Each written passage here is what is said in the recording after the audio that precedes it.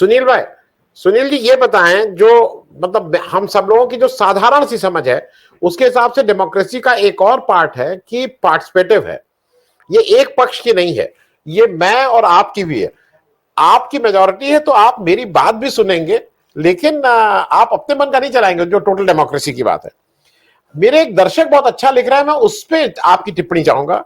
उनका कहना है कि कुछ एक्स्ट्रा कॉन्स्टिट्यूशनल काम करना है, तभी एजेंडा नहीं बता रहे हैं, तभी वो कह रहे हैं कि नहीं, और बात 75 साल।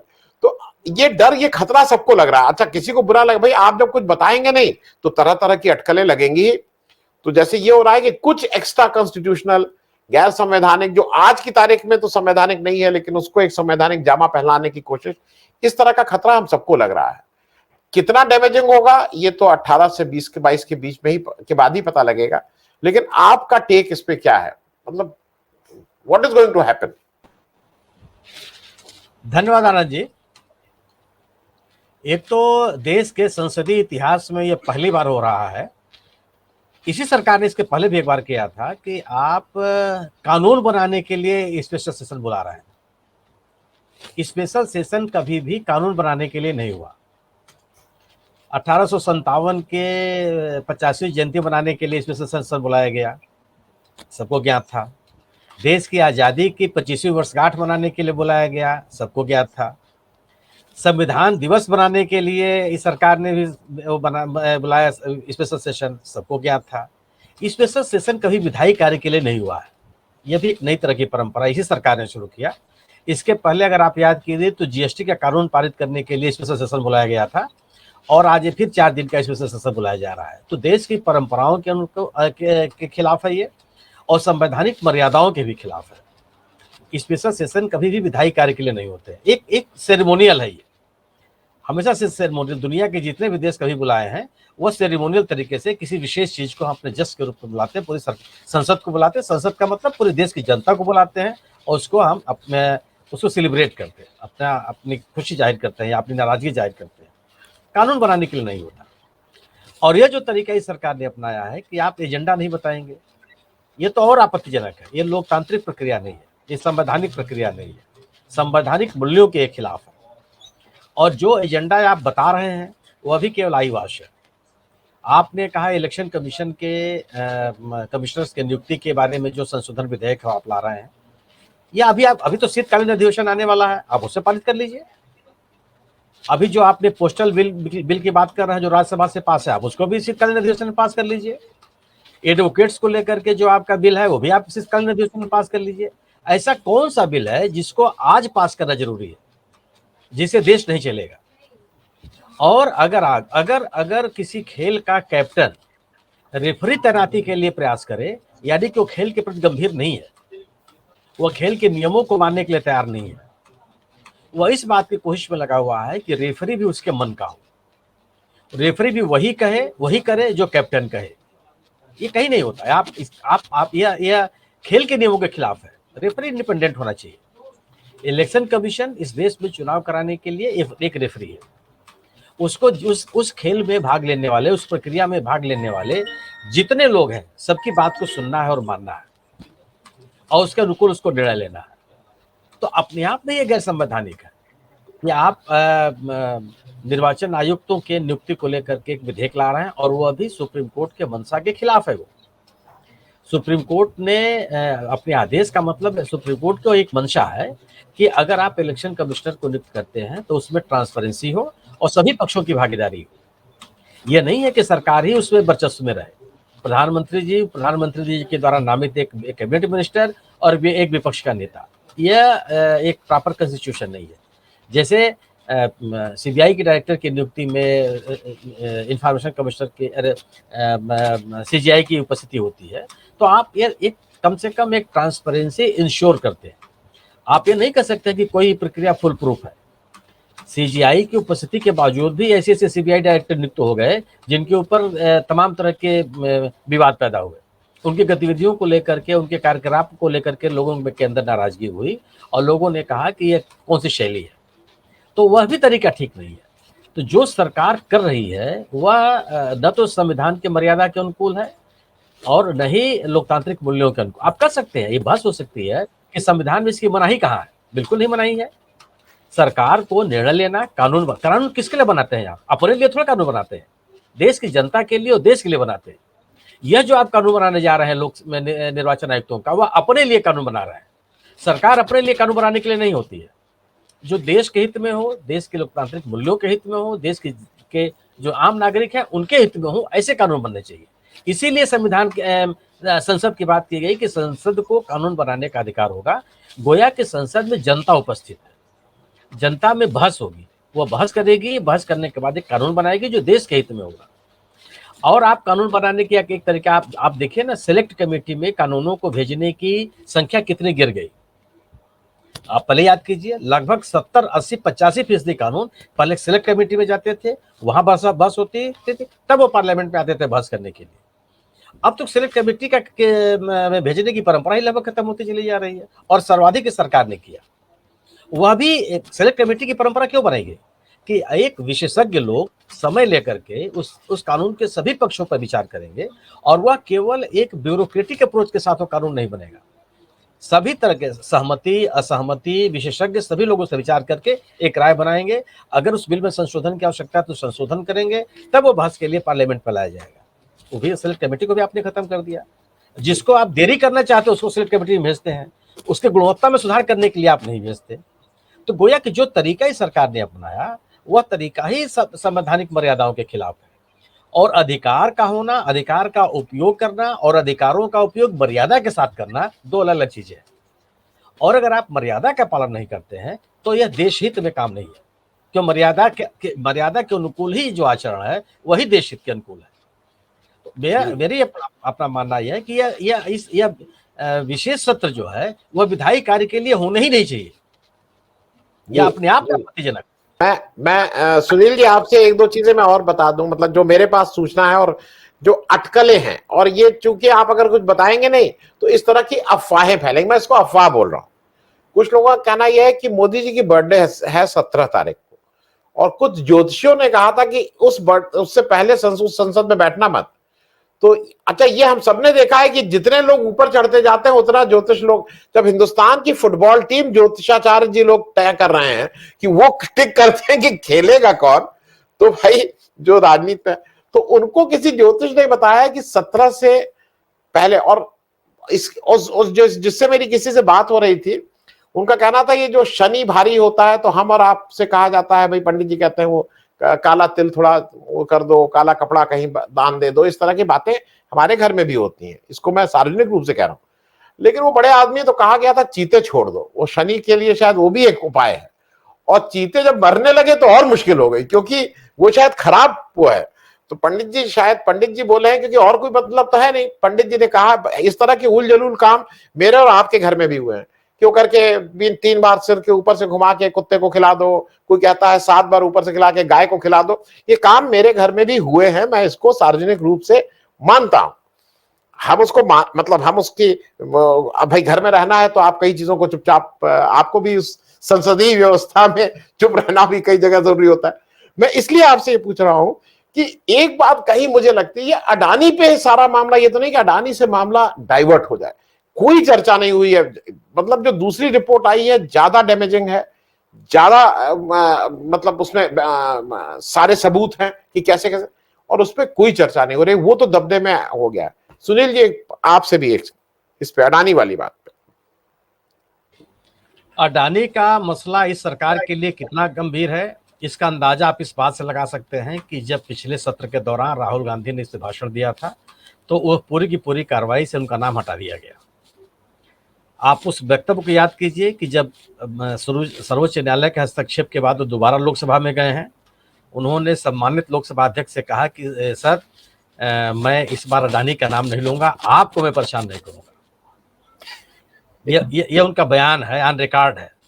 आप अंदाज लगा सकते हैं इन दोनों चीजों से, मतलब संसद की कार्रवाई से अडानी का नाम हटाना और दोबारा संसद में बोलते समय राहुल गांधी, कांग्रेस, मतलब इस देश के सबसे प्राचीन पार्टी के वरिष्ठ नेता के द्वारा यह कहना लोकसभा अध्यक्ष से कि मैं अडानी का नाम नहीं लूंगा, तो ये कितना गंभीर विषय है इसका अंदाजा आप लगा सकते हैं। अडानी का मुद्दा इस सरकार के लिए बहुत गंभीर है। क्यों गंभीर है? यह सरकार यह दावा करती रही है पहले दिन, न खाऊंगा न खाने दूंगा। इस सरकार ने यह कहा था कि भ्रष्टाचार के मामलों में मेरा 0 टॉलरेंस है। यह सरकार यह कहती रही है कि किसी भी भ्रष्ट व्यक्ति को बर्दाश्त नहीं किया जाएगा। उसके बाद अगर इतने बड़े भ्रष्टाचार का मुद्दा सामने आ रहा है तो आप यह कितना गंभीर विषय हो सकता है। और लोगों के बीच में आम आदमी अपना काम कराने के लिए मजबूरी में रिश्वत देता है, लेकिन रिश्वत के संपर्क में, इस समर्थन में कभी नहीं खड़ा होता हो। उसको लगता है कि भ्रष्टाचार खत्म होना चाहिए। तो यह बहुत बड़ा मुद्दा है। आप जो बात कर रहे थे कि हमारे देश का संविधान दुनिया के मैंने लगभग एकमात्र संविधान है जो लगभग पूर्णतया लिखित है, लेकिन ब्रिटेन का संविधान है जो पूरी तरह से परंपरा से चलता है। वहां लिखित चीजें बहुत कम है, परंपरा का सबसे ज्यादा पालन होता है।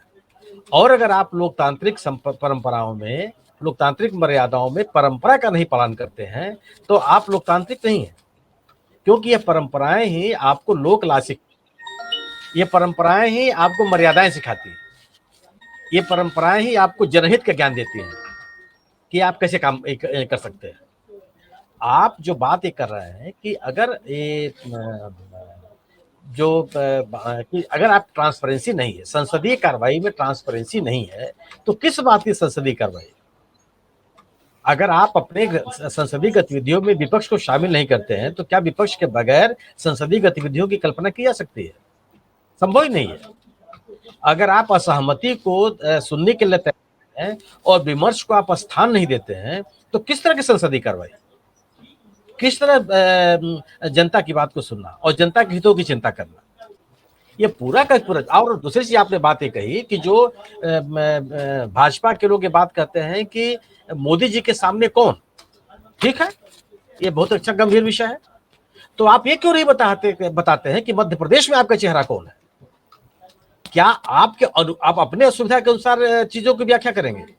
अगर लोकसभा के चुनाव में किसी दल विशेष के लिए नेता की बात महत्वपूर्ण है तो विधानसभा के चुनाव में नेता की बात क्यों नहीं महत्वपूर्ण है? इसके अंदर क्यों की जा सकती है? आप अपनी सुविधाओं के अनुसार किसी सिद्धांत की व्याख्या नहीं कर सकते ना। अगर नेता का नाम बताना है, ये किसको आप कौन सा चेहरा जिसके नाम पर आप चुनाव लड़ रहे हैं, तो आप मध्य प्रदेश से बताइए, आप राजस्थान में बताइए, आप छत्तीसगढ़ में बताइए। क्या विधानसभाओं के चुनाव नगर पालिका के चुनाव में वहां सरकारें नहीं बनती हैं?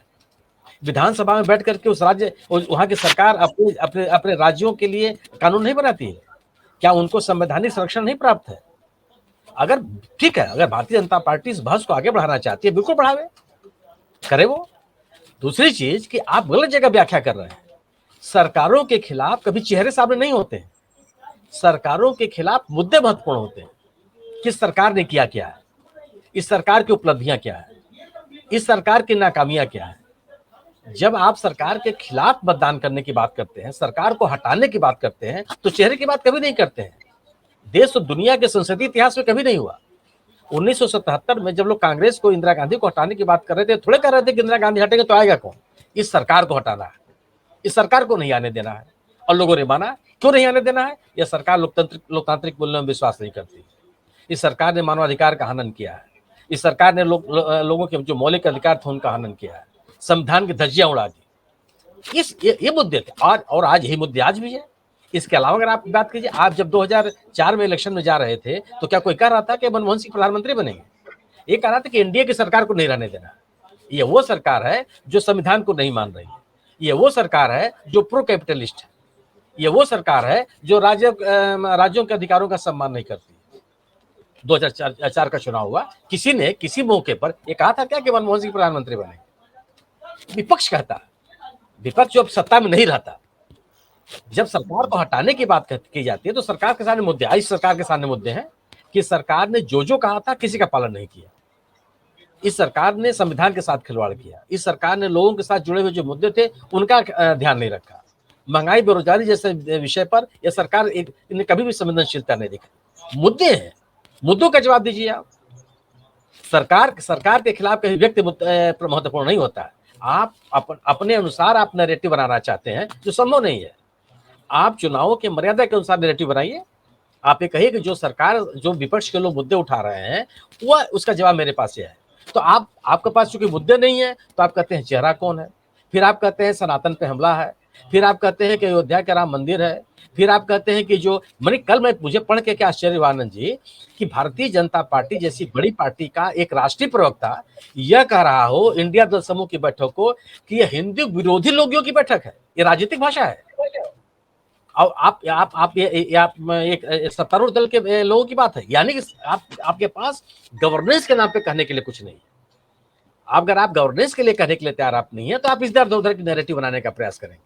अब सवाल ये नहीं है कि मोदी जी के सामने विकल्प क्यों, सवाल ये है कि मोदी क्यों, आने वाले चुनाव में मोदी क्यों, और इनको हटाने के लिए ये चीजें हैं, ये विफलताएं हैं सरकार की।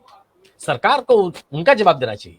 और अगर आप अपने गवर्नेंस के ऊपर चुनाव में जाने के लिए अगर आप तैयार नहीं है, गोया कि जनता को बताने के लिए आपके पास कुछ नहीं है। 2014 में आपकी भाषा ठीक थी, आप विपक्ष में थे, आप कुछ भी कर सकते थे, लेकिन आज तो आपको अपनी अकाउंटेबिलिटी बतानी पड़ेगी कि आप इन मुद्दों पर कैसे सफल हैं, इस देश की अर्थव्यवस्था रसातल में क्यों चली गई। आपको यह बताना पड़ेगा। जब आप ये कहते थे कि रुपए का मूल्य गिरता है तो देश का सम्मान गिरता है, तो उस सम्मान को बचाने के लिए आपने क्या किया। आपको यह बताना पड़ेगा कि जो आपने कहा था कि किसानों की आय को हम दुगुनी कर देंगे 2020 तक, वो कहां गया। 2020 बीत करके 2023 आ गया, वो भी खत्म होने के कगार पे है। उनका क्या हुआ।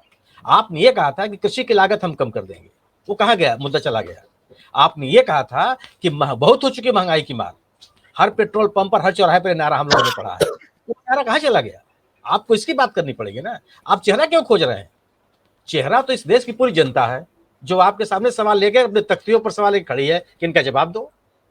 आप उनका जवाब देने के बजाय अब कोई इस सरकार का काम है कि साहब फलाने ने सनातन के ऊपर हमला कर दिया, अरे तो उसके लिए धार्मिक संस्थान है, उसका जवाब देंगे। आपसे कौन पूछ रहा है। आप सनातन की रक्षा के लिए सरकार में आए थे क्या। ये मुद्दे हैं, इन मुद्दों से हटाने की कोशिश है। अगर आप परंपराओं का पालन नहीं करेंगे, अगर आप मर्यादाओं का पालन नहीं करेंगे, अपनी संवैधानिक जिम्मेदारियों का पालन नहीं करेंगे, जनता से जुड़े हुए सवालों का पालन नहीं करेंगे, तो आप गैर संवैधानिक हैं। आपकी आस्था लोकतांत्रिक मूल्यों में नहीं है। और ये बहुत बड़ा सवाल है लोगों के सामने। आज इसीलिए विपक्ष कह रहा है कि सवाल इस सामान्य चुनाव विपक्ष सरकार बनाने और बिगाड़ने का नहीं है, सवाल लोकतंत्र को बचाने का है, सवाल संघीय ढांचे को बचाने का है, सवाल संविधान के को बचाने का है। जो आपके जस्ट आपने अपने ठीक पीछे आपने उस किताब को रख रखा है, उसको बचाने का सवाल है। सवाल बड़ा है, इसलिए उस बड़े सवाल का जवाब दीजिए। आप चेहरा मत खोजिए। और अगर चेहरा महत्वपूर्ण है, मैं आपकी बात से सहमत हो जाता हूं, तो आप बताइए कि राजस्थान में आपका चेहरा कौन है। आप बताइए कि मध्य प्रदेश में चेहरा कौन है आपका। वहां आप नहीं बताएंगे। आप अपनी सुविधा के अनुसार राजनीतिक सिद्धांतों की व्याख्या नहीं कर सकते, लोग उसको स्वीकार करने के लिए तैयार नहीं होंगे। जी मैं सुनील भाई साहब, मैं आपसे इसलिए भी आप लोगों से ये चीज समझना चाहता हूं कि मेरे दर्शकों को भी कई बार ये होता है, कुछ लोगों को कंफ्यूज किया जाता है, कुछ लोग जानबूझ के, कि भाई मैं सुनील जी मैं अपना अनुभव बता दूं। ये हमारे अखिलेश जी की सरकार थी, कम से कम 5-6 बार ऐसा हुआ कि मेरे अच्छा प्रिंट मीडिया में विज्ञापन बंद कर देना ऐसी सजा है जिसको क्या बताया जाए। अगर आपका विज्ञापन बंद कर दिया जाए तो आपको 4-5-6 दिन बाद नींद आना बंद हो जाएगी कि तनख्वाह कैसे देंगे। सबसे पहली बात आती है तनख्वाह की, अखबार का पैसा कहां से लाएंगे, प्रिंटिंग कैसे। तो वो तमाम होती है। और वो 5-6 बार, अच्छा उसका कारण यही था कि आप भाई सवाल पूछ रहे थे या सवाल पूछ ले रहे थे जो लोगों को लगता था कि नहीं आपको करना चाहिए, भाई सरकार को थोड़ा बचा के करना चाहिए। मैं इस पे इसलिए आपसे पूछ रहा हूं, सवाल पूछना क्या मतलब, लोग इसमें भी कई लोग कहते हैं कि आप लोग केवल उनकी हम बुराई नहीं देखते हैं, हम उनसे प्रश्न पूछते हैं और कोई और आएगा हम उससे प्रश्न पूछेंगे। वो हम लोगों के जो नेता रहे हैं, भाई हम तो पॉलिटिकल बैकग्राउंड से आए हैं। डॉक्टर लोहिया का कहना है कि किसी से भी प्रश्न पूछो, वो घर का ही कोई हो बड़ा, उससे भी प्रश्न पूछो। मैं थोड़ा इस पे इसलिए टिप्पणियां चाह रहा हूं कि समय है तो थोड़ा आप भी एक दर्शक को, और जैसे आप सोचते हैं उसको एक थोड़ा सा बहुत संक्षेप में। लोकतंत्र में समाचार पत्रों को परमानेंट अस्थायी विपक्ष कहा गया है। सरकार का क्या का भोंपू पत्रकारिता नहीं होती है। हम ऐसे संपादकों के साथ काम किए हैं कि संपादक हमारे कहते थे कि अगर सरकार ने कहीं सड़क बनवा दी तो ये खबर नहीं है, क्योंकि सड़क बनवाना सरकार का काम है, उसने अपना काम किया। सरकार सड़क बननी चाहिए थी, नहीं बननी खबर हुआ है, क्योंकि सरकार ने अपने दायित्वों का वहन नहीं किया। हमारे संपादकों ने हमको ये सिखाया है कि तटस्थ होना यह पत्रकार का काम नहीं है, पीड़ित के साथ खड़ा होना यह पत्रकार का दायित्व। जिसका उत्पीड़न हो रहा है, जिसको उसके हक नहीं मिल रहे हैं, जिसका हक उसका मारा जा रहा है, जो उसके साथ न्याय संगत कार्रवाई नहीं हो रही है, उसके साथ खड़ा होना ये पत्रकार का काम है, चाहे वो इंडिविजुअल हो और चाहे वो समूह हो। हमारे संपादकों ने हमको ये सिखाया है, ओल्ड स्कूल ऑफ जर्नलिज्म के, कि पत्रकार एक ऐसा व्यक्ति होता है जिसके साथ चाहे बड़ा राजा हो और चाहे रंक हो, वो सबकी बातों को, दोनों को एक समान तन्मयता के साथ वो सुनता है और ये देखता है कि वो सरकार कहाँ अपने दायित्वों से अलग है। सरकार के उत्पीड़न के खिलाफ खड़ा होना काम है, सरकार के दायित्वहीनता के खिलाफ खड़ा होना आपका काम है। ये कहा जाता है कि सरकार जो बताना चाहती है वो खबर कभी नहीं है, सरकार जो छिपाना चाहती है वो खबर है। और इसीलिए जो कहते हैं कि हम अब केवल तथ्यों को दे दें, तथ्य देना और उसके साथ खड़ा होना ये अलग अलग चीजें नहीं है। यह कहना कि साहब फला व्यक्ति, सरकार जो है ये किसानों की फसल नष्ट हो गई और उसका मुआवजा नहीं दिया गया, ये केवल इतने से काम नहीं चलने वाला, ये खबर हो गई। लेकिन आपको यह भी बताना पड़ेगा कि अगर इसको मुआवजा नहीं दिया गया तो किसानों के सामने क्या क्या समस्याएं पैदा हो गई और क्या सरकार ने किस तरीके से अपने दायित्वों का वहन नहीं किया। तटस्थता, ये सरकार ये सुनने में बहुत अच्छा लगता होगा, लेकिन ये पत्रकारों का दायित्व नहीं है। जी पत्रकार जी को पीड़ित के साथ खड़ा होना है। जी जी।